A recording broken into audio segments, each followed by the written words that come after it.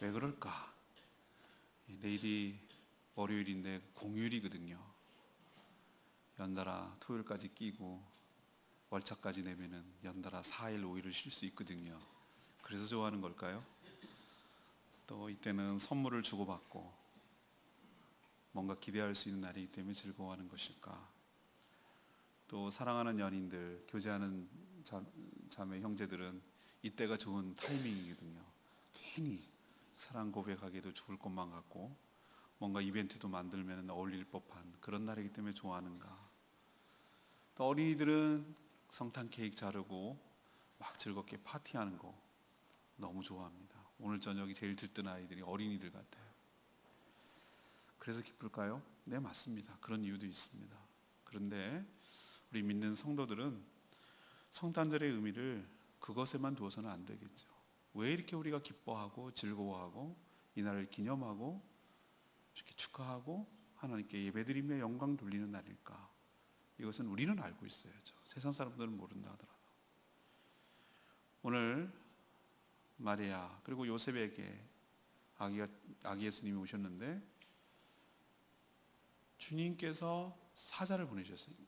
좋은 소식을 전하는 천사 가브리엘 천사를 보내셨어요.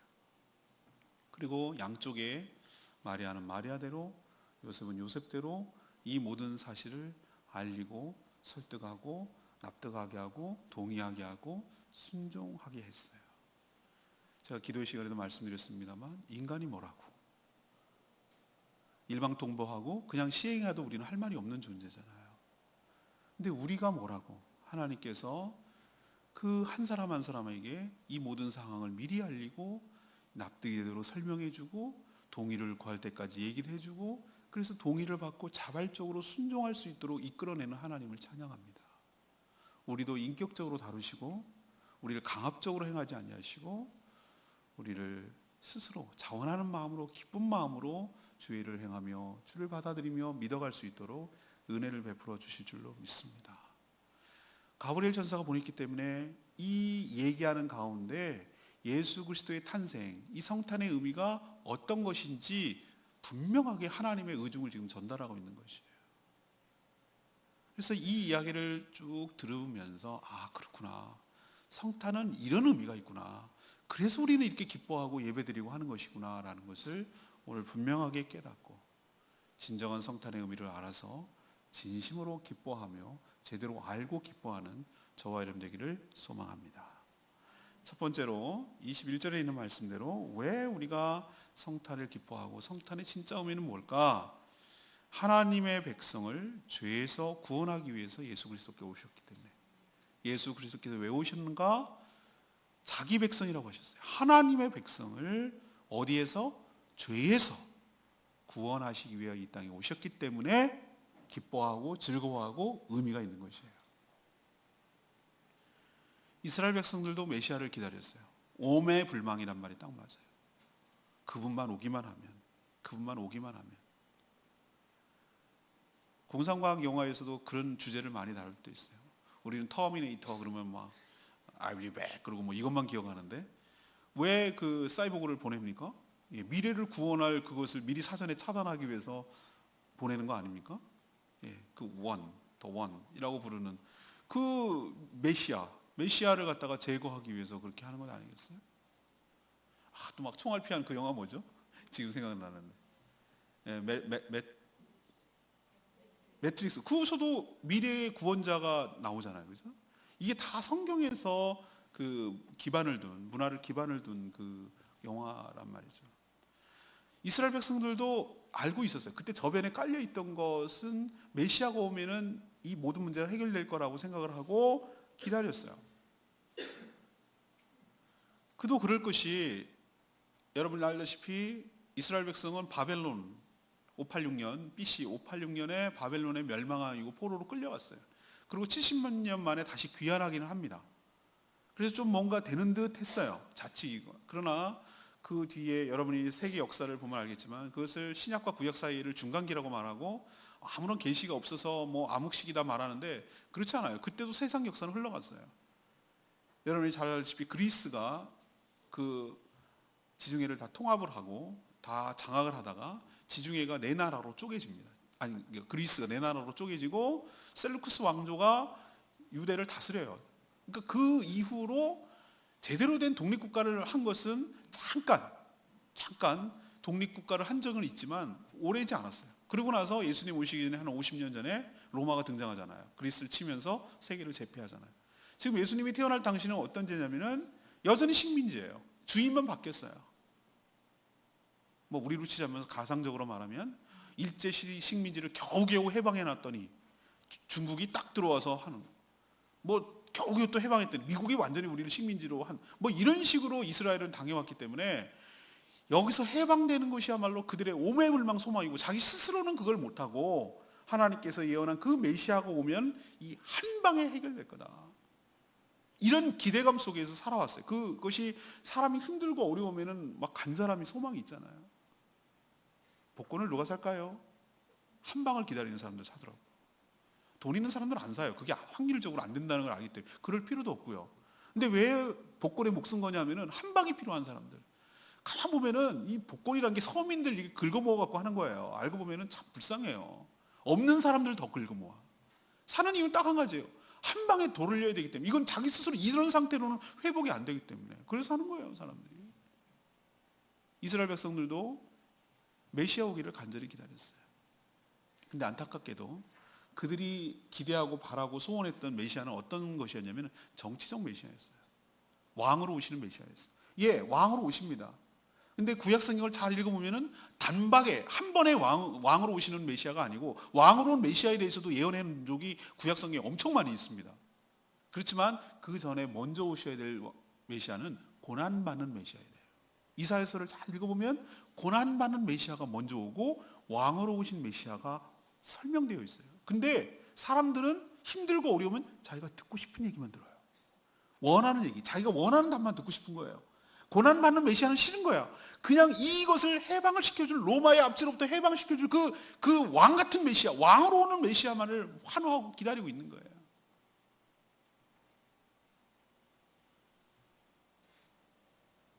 자, 우리 가정을 해봅시다. 예수님께서 오셨을 때 진짜 왕 같은 제사장을 오셔서 로마의 압제를 끊어내고, 이스라엘 백성이 시오니즘이 그거거든요. 이스라엘이 로마처럼 되는 것을 꿈꾼 거예요. 이스라엘 백성들은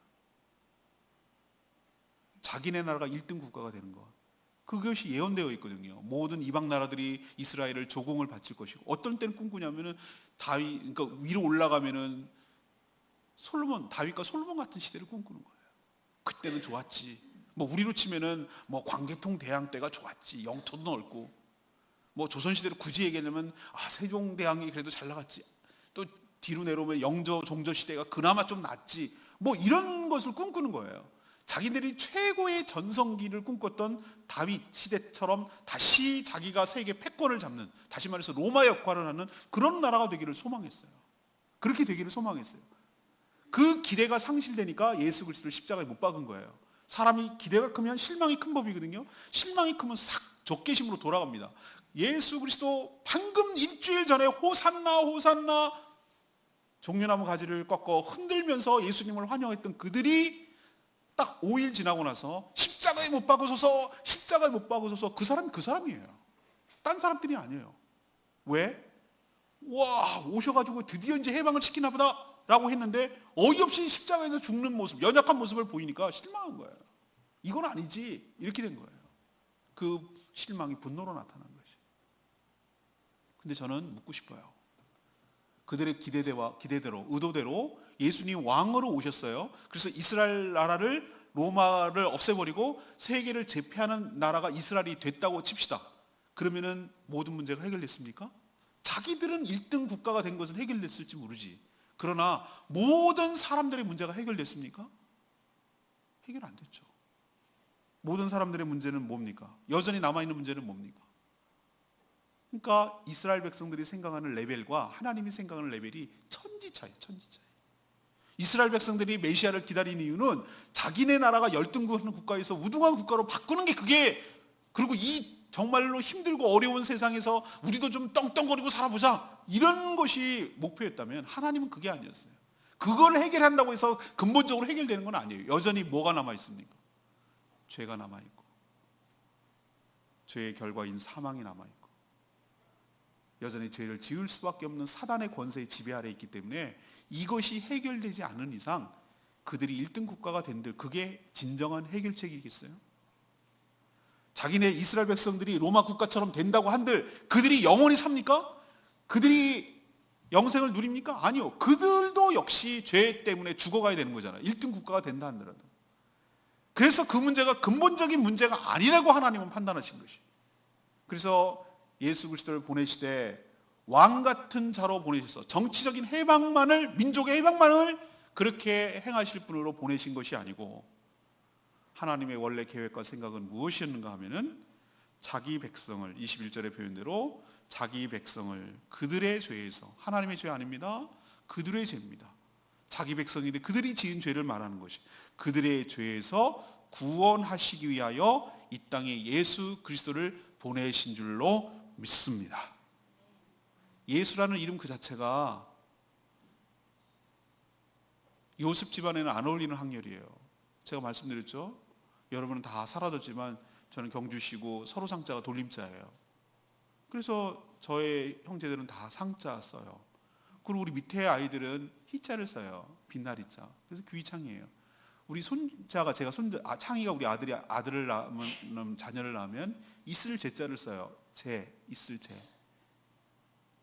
제복, 그럼 복이 있다는 뜻이에요. 은혜가 있다는 뜻이에요. 뭐 이렇게 써요. 지을는지 안 지을는지 모르겠어요. 우린 그런 흔적이 남아 있어요. 이스라엘도 그런 것 같아요. 그 집안, 지파별로, 가문별로 쓰는 용어, 그 이름이 정해져 있어요. 요셉 집안은 예수라는 게 안 어울리는 거예요. 사가랴도 요한이라는 말이 안 어울리듯이. 근데 썼어요. 순종했어요. 결론적으로 일단 말하겠습니다만 왜 썼을까요? 그 이름을 써야 되기 때문에 그런 거예요. 예수라는 이름은 무엇이죠? 구원이라는 뜻이에요. 구원이라는 뜻이에요. 어디로부터 구원?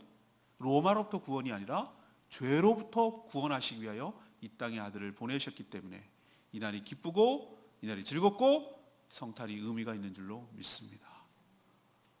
예수 그리스도 이름 안에 복음이 다 담겨 있어요. 예수라는 자연인이 그리스도라는 거예요. 예수가 곧 그리스도라는 거예요. 이것을 믿는 자에게 복이 있을 줄로 압니다. 예수라는 자가 엄청 많았거든요. 구별하기 위해서 나사렛 예수, 나사렛 출신 예수라는 거예요. 저 같으면 상성에 해당되는 거예요. 제 이름은 인터넷 찾아보니까 꽤 많아요. 제주도에서 목회하는 이상성, 그러면 이제 저 혼자가 되겠죠. 그렇게 구별하기 위해서 나사렛 예수, 예수는 자연 이름이에요. 그렇게 천사의 명령대로 구원 이름이라는 것을 갖다 넣은 거예요. 근데 그리스도라는 것은 그가 할 일이에요. 직분을 말해요. 예수가 그리스도가 곧 메시아라는 뜻이에요. 그분이 세상을 구원할 분이라는 뜻이에요. 그러니까 우리가 그의 이름 예수 그리스도라고 믿는 것은 예수가 곧 그리스도십니다라는 것을 믿는 거예요. 더 나아가서 그분이 하나님이 보낸 하나님의 독생자 아들임을 믿는 것이에요. 이것이 복음이고 이것이 믿는 자에게는 죄에서 구원받는 역사가 있게 될 줄로 믿습니다. 예수님이 자신이 오신 목적을 뭐라고 설명했습니까? 심심해서 구경 왔다고 그랬나요? 예, 그렇게 할 수도 있는 분이에요. 왜? 그런 놀이 할 수 있잖아요. 우리도 어떤 놀이 하면 무슨 놀이 그러잖아요. 하인놀이, 학교놀이 그러잖아요. 거기서 역할을 해봐가지고 해보는 거예요. 그분이 하도 천국에서 심심하고 무료할 수 있으니까 얘네들은 어떻게 살지? 한번 인간놀이 한번 해볼까? 그래서 사람이 되셔가지고 이 땅에 구경하고 뭐 재밌네, 역할하는 것도 재밌네, 그러고 이제 됐어, 이제 충분해. 그럼 올라가려고 이 땅에 오셨습니까? 아니요. 예수님이 이 땅에 오신 목적을 자기 스스로 얘기했어요. 내가 이 땅에 온 목적은 섬기려 한다고 그래서 섬기려. 어디까지 섬기려? 자신의 목숨을 대속물로 내어주기까지 섬기려고 이 땅에 오신 줄로 믿습니다. 예수님 오신 목적이 자기 입으로 얘기했어요. 맞아요. 예수님이 이 땅에 태어나신 목적이 그거예요. 우리를 섬겨주되. 뭘 섬겨주는 거예요? 우리를 대속물이라는 개념은 대신 죽는 걸 말하는 거거든요. 내가 죽어야 될 죄를 대신 죽어줌으로 내가 죽지 않도록, 우리 사람이 죽지 않도록, 믿는 자가 죽지 않도록 하는 것을 대속물이라고 부르는 거예요. 이게 독특한 표현이에요. 종교적 용어예요. 예수님이 이 땅에 오신 목적은, 태어난 목적은 대속물 때문에 태어난 줄로 믿습니다. 그래서 이 성탄이 기쁘고 즐겁고 의미 있는 날이에요. 그러니 세상 사람들은 딴 것 때문에 즐거워하고 기뻐하더라도 우리만큼은 이 날을 왜 기쁘고 의미 있고 중요한 날로 여기게 되냐면은 예수님이 이 땅에 오셔서 우리를 죄에서 사망에서, 사단의 권세에서 구원하여 주셨기 때문에 기쁘고 즐거운 날로 여기시기를 바랍니다. 두 번째는 왜 성탄의 진정한 의미가 뭘까? 하나님의 말씀을 정확하게 성취하기 위해서 오셨어요. 22절에 나와 있어요. 이 모든 일이 된 것은 주께서 선지자로 하신 말씀을 이루려 하심이니 그랬어요. 이루려 하심이니, 선지자로부터 한 말씀을 이루려 한다는 거예요. 이 말은 예수님의 탄생이 우연히 일어난 일이 아니라는 거예요. 우연이 아니라는 거예요. 하나님의 오랜 계획과 준비 가운데서 일어난 일이라는 거예요. 그리고 충분히 주의 종들을 통해서, 주의 선지자를 통해서 충분히 예고되어 있고 예언되었던 일이 이때 성취된 것뿐이라는 거예요. 그래서 지금 주의 사자 가브리엘이 이런 얘기를 하는 거예요. 주의 종 선지자들이 말한 것, 예언의 말씀을 성취하기 위해서 이 땅에 온 것이야 라고 성탄의 의미를 지금 설명하고 있는 거예요. 그럼 뭐라고 예언되어 있는데요? 구약 전체가 다 어쩌면 예수님을 포커스를 맞춰서 예언되어 있어요. 너무너무 예언이 풍성해요. 근데 오늘 대표적으로 성탄절과 관계된 얘기를 할게요. 예수님께서, 아니 하나님께서 우리 어린이들에게 오늘 얘기했을 때 선악과를 따먹고 벌을 주는 과정에서, 이 원시복음이라고 말합니다. 원시복음이 그림자처럼 희미하게 이미 제가 왜 창세기를 인용하냐면은 하나님의 계획이 중간에 하는 거 봐서, 얘네들 하는 거 봐서 그렇게 구원 계획을 플랜을 짠 게 아니라 벌써부터 플랜을 짜고 계셨다는 것을 제가 증거하기 위해서 이 얘기를 하는 거예요. 여러 가지 벌을 주는 거 있어요. 아담, 너는 평생 동안 땀을 흘려야 먹고 살아야 돼. 그게 남자들이 죽도록 일하는 거예요. 일해야만 되는 거예요. 그래도 겨우 먹고 살아요. 엉겅퀴와 가시가 있기 때문에. 어디 편하게 일하는 사람, 남자들 어디 있어요? 정말 죽을 똥살똥 일해야 되잖아요. 여자들 벌을 줬어요. 해산의 고통을 줬어요. 제 안에 우리 애들 날 때 보면은 저는 애는 고사하고 우리 안에 죽일 것 같더라고. 내가 옆에 보고 있다가 이거 어떻게 할 줄 모르겠어요. 어떻게 해줄 수가 없어. 그 고통이 얼마나 심하게 보이는지 내가 봐도 막 사람 죽이겠더라고. 그런 고통을 했어요. 또 하나 벌이 있어요. 남편을 사모하는 마음이 좋은데 그 원어로 보면은 남편을 지배하고 싶은 욕구가 있어. 그게 그래서 자기 어디야? 오늘 어디야? 오늘 뭐 했어? 이렇게 계속 물어보는 이유는 자기 손바닥에 남편을 두고 싶은 거예요. 그런데 하나님께서 뭐라고 뒤집어 버렸냐면은 남편이 아내를 다스리도록 만든 리더십을 줘버렸어요. 그러니 여인들이 그게 고통이에요. 고통. 이 언블레스한 것에 대한 고통이에요. 이게 벌이에요. 그리고 또 여자고 남자고 공통적인 벌이 있는데, 너는 흙으로 만들었으니 흙으로 돌아간다는 거야. 분리된다는 거예요. 처음에는 하나님과 분리돼, 영이 죽었어요. 이제는 몸과 영혼이 분리되는, 육신과 분리되는 것을 죽음이라고 말하는데, 분리가 죽음이에요. 소멸이 죽음이 아니에요. 분리돼서 흙으로 돌아가는 것이 그들 사람의 벌이었어요. 그리고 이 사람을 꼬신 뱀 속에 들어간 사단에게 벌을 주는 과정이 나와요. 뭐라고 얘기했냐면 너의 머리를 칠 거다. 머리는 가장 중요한 부위예요. 사단의 머리를 친다고 그랬어요. 누가? 여자의 후손이 네 머리를 칠 거라고 그랬어요. 근데 얘도 가만히 안 있어. 그 후손의 목을 물 거라고 그랬어요. 발목을 물 수 있어요? 그러나 치명타는 머리가 깨지는 거예요. 근데 여기서 중요한 것은, 자, 예수님이 십자가에 못 박혀 죽었어요. 발이 포개져서 죽였어요. 예수만 죽이면 사단은 자기 세상이 유지될 줄 알았어요. 예수를 죽였어요. 치명타를 끝내는 줄 알았어요. 근데 예수님이 죽음으로, 십자가의 죽음으로, 대속의 죽음을 죽음으로 사단의 가장 강력한 무기인 사람을 지배할 수 있는 죄와 사망을 두려움 속에 빠뜨려서 자기를 끌고 가던 그 무기가 사라져 버렸어요. 머리가 깨진 거예요. 그런데 예수님께서, 아니, 하나님께서 여자의 후손이라고 한데 저는 포커스를 두는 거예요. 왜 대부분에 보면은 예수님 당시에도 요셉의 아들 뭐 이렇게 얘기하는데 왜 여자의 후손이라고 그랬을까? 왜 남자의 후손이라고 그런 말을 왜 썼을까? 그냥 뭐 후손 가운데 누군 가운데 이렇게 말하고 왜 특정하게 여자의 단수, 여자의 후손이라고 해서 후손 단수예요. 거기만 복수가 아니에요. 여러 명이 아니에요. 딱 한 명. 근데 여자의 후손이라고 하셨어요. 사람은 그냥 스쳐 지나갈 수 있지만 하나님은 원래부터 메시아 예수 그리스도를 탄생하기 위해서 그 옛날 오래전부터 이미 마음속에 계획하고 작정하시고 생각하고 계신 줄로 믿습니다. 여자의 후손, 동정녀, 오늘도 고백했잖아요. 동정녀 마리아에게서 나시자 성령으로 잉태되어, 그러니까 사람의 부정모혈로 정상적인 보통 사람이 아니라 성령으로 잉태되어 그러니까 하나님의 능력으로 잉태됐다는 거예요. 우리의 보통 사람들처럼 태어난 게 아니라 성령으로, 동정녀라는 얘기는 처녀, 순수한 처녀, 수처녀, 동정녀 마리아에게서 태어났다라고 말하는, 우리가 신앙 고백을 사도신경으로 하는 이유가 복음과 연결되어 있기 때문에 그래요. 왜? 죄가 없는 분으로 태어나야 되기 때문에. 그것이 벌써 하나님의 플랜 가운데 있었다는 거예요. 또 연결하죠. 예수님 오시기 전에 700년 전에 이사야라는 선지자가 나타나요. 이사야 선지자가 이사야 7장 14절에 뭐라고 얘기했냐면은, 봐라, 처녀가 잉태하여 아들을 낳을 것이요 라는 표현을 쓰고 있어요. 아, 이 얘기가 그 얘기였어요? 700년 전에 예언이었어요? 네, 그래요. 그때 당시는 제가 말씀드리죠, 예언은 중첩성이 있어요. 중첩성. 뭐냐면은 그때 당시에는 이런 의도로 말했는데 그것이 나중에 또 한 번의 효과를 발휘하는 효과가 있어요. 이사야가 예언했을 때 당시가 어떤 배경이냐면 아하스 시대예요. 남유다 아하스 시대. 아하스가 어디로 위협을 받고 있었냐면은 아수르랑 이렇게 연결되어 있었는데, 아수르 편에 쓰는 게 꼴보기 싫은 북이스라엘하고 지금의 시리아라고 생각되는 암몬이 둘이서 짝짝꿍이 돼가지고 압박 주려고, 협박하려고 연합군이 돼서 아하스 시대의 남유다를 쳐들어올 때 얘기예요. 얼마나 무섭고 벌벌 떨겠어요. 아하스가 얼마나 겁이 나겠어요 지금. 그래서 벌벌 떨고 있을 때 이사야 선지자가 찾아갑니다. 왕이여, 두려워하지 마십시오.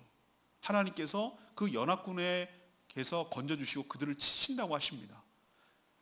놀라지 마시고 두려워하지 마십시오. 그리고 하나님께 징조를 구해보십시오. 하나님께 뭐라도 얘기해보십시오 라고 말했어요. 근데 아하스가 뭐라고 그랬어요?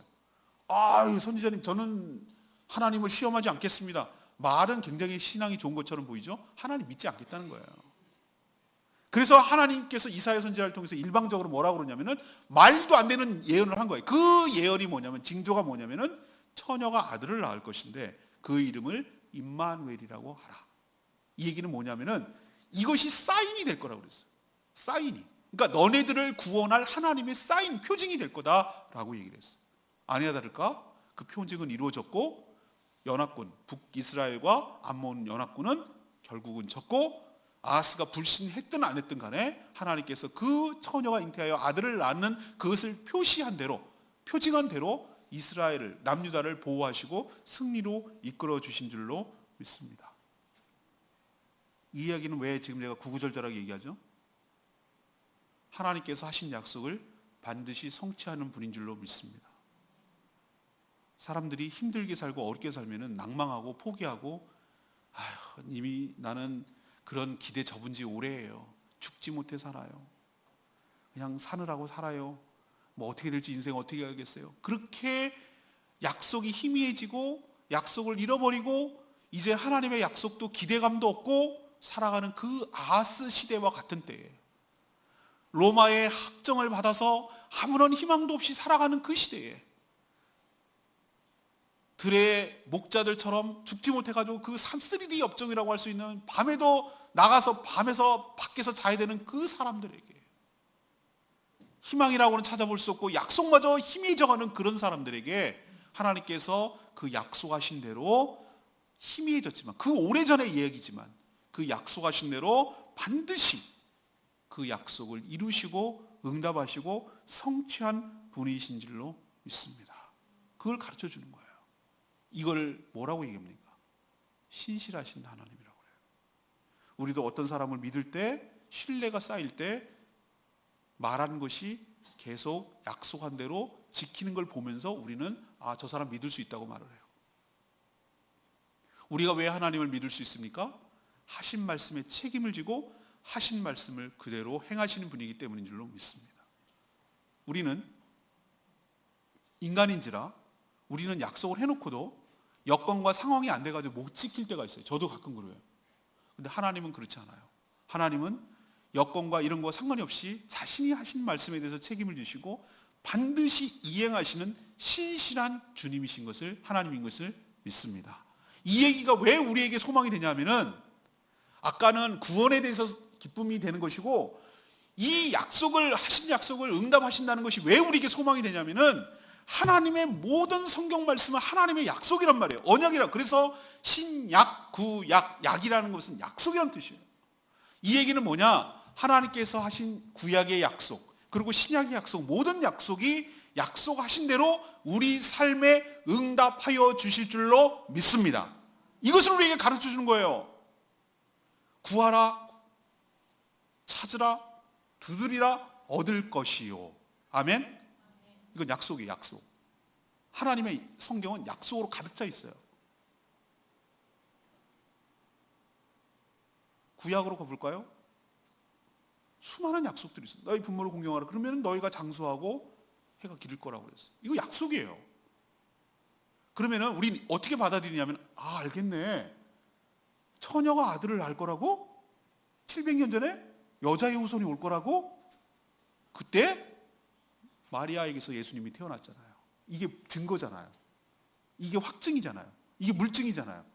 그 오래전에 약속을 했지만 실제로 행하신다는 증거가 마리아에게서 예수님이 태어난 걸 보고 알 수 있잖아요. 그렇다면 하나님께서 약속하신 이 신약의 수많은 약속들, 그 약속대로 여러분의 삶에 행하여 주실 줄로 믿습니다. 행하기만 하면, 믿음으로 행하기만 하면. 그리고 아주 굵직한 약속이 하나 있어요. 그건 뭐죠? 예수님이 다시 오실 것이라는 약속이에요. 다시 오셔서 우리의 구원을 완성하시고 우리를 부활의 몸으로 바꿔주시고 새하늘과 새 땅 천국에서 영생을 누리도록 하실 줄로 믿습니다. 이걸 왜 신뢰할 수 있습니까? 예수 그리스도를 보내주신 하나님을 경험했기 때문에, 봤기 때문에. 예수님이 오시겠다는 얘기는 어마어마하게 오래전부터 예언되어 있는데, 아까도 말씀드렸죠. 이사야가 700년 전에 예언했다고. 여러분 내일 일도 몰라요. 근데 700년 전에 약속이 이루어졌잖아요. 이사야만 보더라도. 지금은 2000년이 흘렀어요. 사람들이 오긴 뭘 와. 수많은 사람들이 그래요.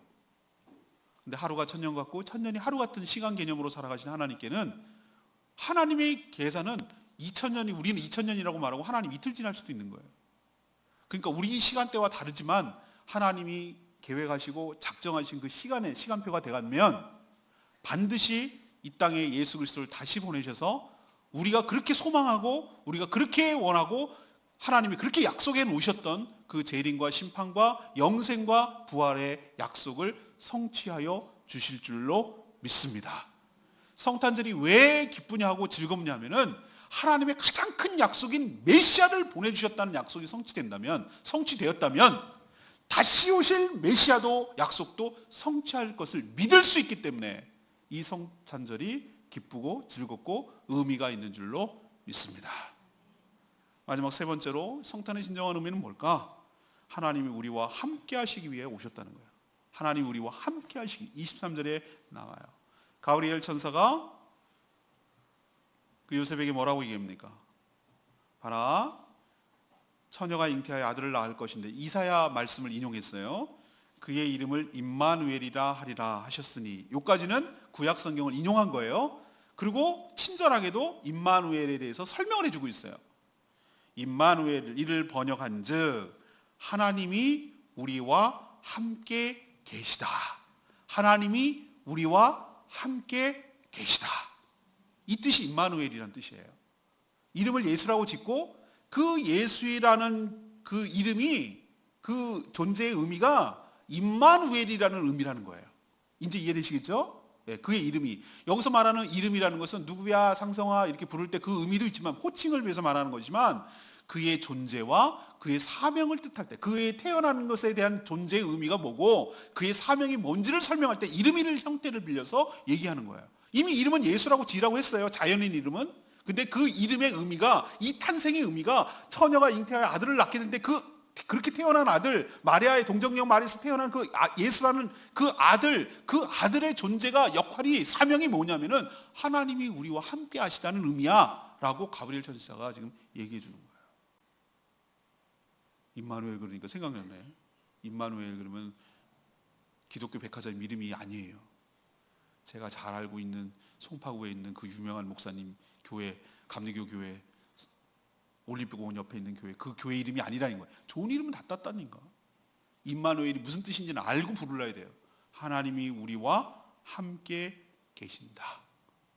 그럼 우리는 이렇게 불러야 돼요. 이렇게 의문을 가져야 돼요. 아니 그럼 하나님, 그동안은 하나님과 우리와 함께 안 계셨어요? 안 계셨어요. 왜 안 계셨다고 말하죠? 죄 때문에 하나님 우리와 분리됐어요. 함께 계실 수가 없어요. 하나님은 거룩한 분이기 때문에 죄가 요만큼이라도 있으면 같이 있을 수 있어요. 왜 에덴 동산에서 쫓겨납니까? 죄인이 거룩한 곳에 있을 수가 없기 때문에. 죄 때문에 우리는 하나님과 분리되어서 영적으로 그것을 죽었다고 말하는 거예요. 서양 철학에서는 죽음을 소멸로 봐요. 없어지는 걸로 봐요. 아니에요. 히브리 철학에서는, 성경에서 말하는 건 죽음은 분리의 개념이에요. 하나님과 우리가 분리된 거예요. 전혀 상관없이 살아가는 거예요. 이거를 죽음이라고 말하는 거예요. 하나님이 임마누엘 하실 수가 없었어요. 왜? 죄인인 우리와 함께 하실 수가 없었어요. 죄 때문에. 그런데 그 함께 하실 수 없던 상태를 해결해 주시고자 아들 예수 그리스도를 이 땅에 보내어 주신 줄로 믿습니다. 임마누엘 하기 위해서 가장 큰 걸림돌이 되었던 이 죄의 문제를 해결해 주셔서 우리를 죄악 가운데서 건져주시고 그 깨졌던 관계를 다시 화목제로 예수님이 죽으심으로 하나님과 우리가 예수를 사이에 두고 화목하게 하신 것이, 하나님은 우리 보는 게 아니라 예수님 때문에 보시고 용서해 주시고 우리는 예수님의 이름으로 용서를 받고 그분과 나아갈 수 있도록 화목하게 한 역할을 해주신 분이 예수님인 줄로 믿습니다. 그렇게 해서 임마누엘이 안 됐었는데, 그 전까지만 해도 예수님이 그 역할을 해주심으로 인하여 하나님이 우리와 함께 계시도록 토대를 마련해 주신 분이 예수님의 탄생의 의미인 줄로 믿습니다. 그리고 그냥 일반적으로 생각해도 임마누엘, 하나님 우리와 함께 하신다는 것을 우리는 어떻게 알아요? 사람들은 자기 눈에 보이는 것만 믿거든요. 근데 임마누엘 하셨잖아요. 하나님이, 사람이 요한복음에 나온 대로 말씀이 육신이 돼요. 인카네이션, 성육신이잖아요. 성육신. 지혜이시고 로고스이시고 진리가 되시는 그분이 추상명사잖아요. 영광스러운 하나님의 형체이신 그분이, 사람이 육체가 아닌 그분이 사람의 몸을 입고 이 땅에 오신 분이 예수 그리스도신 줄로 믿습니다. 우리와 함께 하시잖아요. 우리 눈으로 보잖아요. 수많은 제자들과 수많은 사람들이 예수님의 현존하는 모습을 봤잖아요. 아기부터 봤잖아요. 커가는 것 보고요. 그리고 예수님의 공생의 기간 동안에 3년 동안에 수없는 오병이어의 기적을 통해서 보고, 치유되는 것을 보고, 귀신이 쫓겨나가는 것을 보고, 십자가에 달려 돌아가시는 것을 보고, 부활하신 것을 보고 봤어요. 이게 무엇을 의미합니까? 하나님이 너희와, 하나님이 사람이 되신 예수 그리스도께서 너희와 함께 계시다는 것을 보여주신 줄로 믿습니다. 그 약속에 지켜주신 줄로 믿습니다. 그럼 예수님이 떠나면 이제 안 계신가요? 아니요. 더 확실한 방법이 있어요. 내가 떠나는 것이 예수님 말씀이에요. 너희들에게 유익이라고 말하는 것이 무엇인 줄 아세요? 내가 가야 보혜사 성령을 너희에게 보내주리라. 영접하는 자, 곧 그 이름을 믿는 자에게는 하나님의 자녀가 되는 권세를 주셨으니. 아멘입니까? 우리가 예수 그리스도를 믿고 그분을 영접하는 순간 내 몸 안으로 하나님의 영이신 성령님이 들어오시는 줄로 믿습니다. 우리는 어디까지가 육신이고 어디까지가 영혼인지 우리는 구별할 수가 없어요. 그게 하나가 됐을 때 나라고 말하는 거예요. 귀신이 씌었네. 귀신이 씌었어. 맞아요. 귀신이 씌었어요. 귀신이 그 몸 안으로 들어가는 거예요. 기생충처럼 그 영혼의 또아리를 틀고 그 사람을 숙주처럼 사용하고 있는 것이 귀신 들렸다고 말하는 것이. 원리적으로는 성령 받는 게 똑같아요. 하나님의 영도 영이니까, 귀신도 영이니까. 우리가 성령을 받는다고 말하는 것은 무엇이냐? 우리 안에 하나님을 모시는 것이, 우리 안에 하나님이 들어오신 것이. 임마누엘의 뜻이 뭐라고 했죠? 하나님이 너희와 함께 계시도다. 성령님이 내 안에 계신 것만큼 하나님이 계신 뚜렷한 증거가 더 이상 무엇이 있어요? 우리 안에 나와 함께 임마누엘 하고 계시잖아요. 성령님으로 계시잖아요. 이 약속을 지켜내셨잖아요. 그걸 만들어내기 위하여 예수님을 이 땅에 보내시고 그것의 가장 큰 걸림돌이 됐던 이 죄의 문제를 해결하셔서 임마누엘 하시려고, 우리와 친밀하시려고, 하나가 되시려고. 더 이상 어떻게 친해져요? 우리도 연애할 때 보면은 계속 24시간 붙어 있고 싶고 계속 말하고 싶고 그래요. 사랑하면 같이 있고 싶어요. 같이 있고 싶고 계속 붙어 싶고 하나가 되고 싶어요. 이게 사랑의 속성이에요. 우리를 너무너무 사랑하셔서 자신을 다 내어주시고 십자가에서 어떻게까지 하시냐면 내 몸 안으로 들어오셔서 나와 함께 하실 만큼 우리를 사랑하시는 분이 하나님이신 줄로 믿습니다. 임마누엘, 내가 너희와 함께 하리라. 이것이 예수님이 오신 증거예요. 이것 때문에 임마누엘이 된 거예요. 이 자체도 임마누엘, 이분이 오셔서 임마누엘을 만드셔냈고 이분이 떠나가시고 성령을 주심으로 임마누엘이 증거가 된 거예요. 확정됐어요. 삼위 하나님이 다 우리와 함께 계세요. 우리가 누릴 수 있는 인간이 최고의 영광과 축복이 뭔지 아세요? 노벨상 받는 거? 그건 인간 노름이죠. 대통령 되는 거? 다 지나가면 없어지는 거죠. 잊혀지죠. 우리가 인간으로서 최고로 누릴 수 있는 축복과 영광은 뭐냐? 하나님이 나와 함께 하시는 임마누엘의 축복인 줄로 믿습니다. 누가 감히 나 같은 자를 하나님이신 그분이 나와 함께 하냐고요. 빌 게이츠 같은 사람하고 갑부인 이런 사람들하고 밥 한번 먹으려면 소로스인가 그 사람하고 밥 한번 먹으려면 몇십억을 내놔야 된다고. 밥 한번 먹는데 영광인 줄 알아 이것들아. 우리는 막 대통령 왁수만 한번 해도 영광 손 안 씻는다고 막 그러잖아요. 사람이 그렇게 해도 영광인데 그 천지를 만드시고 통치하시는 그 하나님께서 내 몸 안에 계시고 나와 함께 계시다는 임마누엘이 인간이 누릴 수 있는 최고의 축복이고 최고의 영광인 줄로 믿습니다. 왜? 인간인 우리를 하나님으로 승격화시켜놨어요. 왜 우리를 구원하십니까? 우리를 우리로 보지 않고 예수로 보기 때문에, 우리 안에 누가 있기 때문에 예수의 영으로 보기 때문에 하나님은 우리를 존귀한 자로 여기시는 줄로 믿습니다. 우리가 어떻게 했든지와 상관이 없이 우리 안에 성령이 계신 것을 보고 구원을 확증시켜주고 임침을 보고 그것을 통해서 구원을 완성시키고 천국에 입성시킬 줄로 믿습니다. 이게 최고의 축복 아니면 뭐겠어요? 임마누엘이 보증이기도 하고 최고의 축복이기도 하죠. 임마누엘이야말로 하나님을 통째로 자신을 다 주신 거예요. 자신을 통으로 선물로 주신 거예요. 이게 임마누엘이에요. 그래서 우리는 이 성탄절에 임마누엘을 하셨기 때문에, 그리고 이루셨기 때문에 이 성탄절이 그렇게 기쁘고 즐겁고 의미가 있는 줄로 믿습니다. 자, 그럼 우리는 하나님 앞에 어떻게 살아야 될까? 이제 알겠어요. 성탄의 의미가 뭔지. 자, 아까 서두에 제가 말씀드렸죠. 마리아를 설득하라고 보낸 가브리엘 천사, 또 요셉을 설득하러 보낸 가브리엘 천사, 설득을 했어요. 저는 24절의 말씀이 그렇게 은혜가 되더라고요. 이런 하나님의 설명에 인간이 어떻게 반응해야 될지 전 요셉 보고 감동을 받았어요. 제가 기도 시간에 말씀드렸습니다만 성탄절날 되면은 마리아하고 예만 떠. 주인공이야. 연극할 때 보면 마리아가 얘기하고 마리아만 막 촛꽃을 둬. 마리아가 낫다 이거지. 맨날 요셉은 들러리야. 옆에 이렇게 서 있어요. 요셉 여러분 재평가해야 됩니다. 저평가됐어요. 제가 보기에는. 요셉 너무 불쌍해. 나는 요셉의 역할을 너무너무 크게 묻는 사람 중에 하나예요. 요셉 아니었으면 이 모든 일이 틀어졌어. 요셉이 왜 평가됩니까? 24절 보세요. 요셉이 잠에서 이 현몽화했다는 것은 꿈에서 이런 얘기를 했거든요. 잠에서 깨어 일어났어요. 악몽 꿨네. 이게 무슨 헛수. 이렇게 생각하지 않고 그것을 하나님의 메신저로 받아들이고 하나님의 사자로 받아들였어요. 그리고 나서 주의 사자, 가브리엘 천사, 사자의 뭐대로? 분부대로 행하여. 여러분 쉬운 줄 아세요 이거? 여기 남자들 있고 저도 남자고, 아니 남자만 그러지 말고 우리 같은 입장에서 거꾸로 생각해 봅시다. 내가 정혼관계에 있어. 나무 몰라도 나는 알잖아. 정혼관계에 있는 마리아가 애를 가졌대. 여러분 뭐라고 생각하시겠어요? 파혼이야 파혼. 여러분 안 그러시겠어요? 데려오긴 뭘 데려와, 끝나는 거지. 이렇게 생각하지 않겠어요? 데려오는 것 자체가 힘든 거예요. 이걸 수용하고 용납해야 된다는 게. 그리고 이왕 데려왔으니 동침하지 않았다고 그래서 동침하지 않았다. 왜? 뭘 이루기 위해서? 성령으로 잉태된 것을 완성시켜내려고. 25절에 보니까 또 하나 예수라는 이름을 쓰라고 그랬어요. 자기 집안에는 이름 쓰면 안 된다니까요. 지금 요셉이 온전히 순종했어요. 그 모든 부담을 다 끌어안았어요. 마리아만 이 모든 부담을 끌어안는 게 아니에요.